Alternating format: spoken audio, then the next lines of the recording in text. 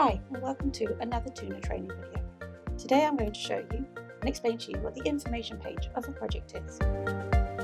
So when you enter a project, on the left-hand side you will always see information, messages and versions. This is all the vital information related to a project, where you can edit the tags,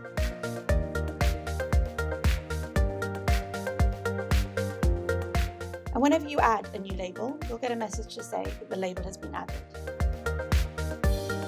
And if you remove it, you'll also get a blue ribbon to say you've removed the label. I'm just going to add it back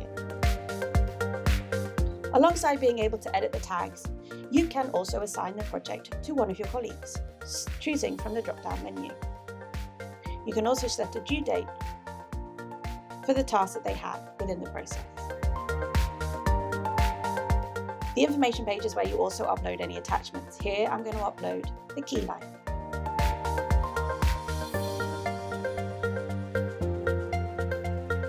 The information page is also where you move the project onto the next stage of the workflow by clicking Next Stage. And that is the information page. Cheers and have a good day.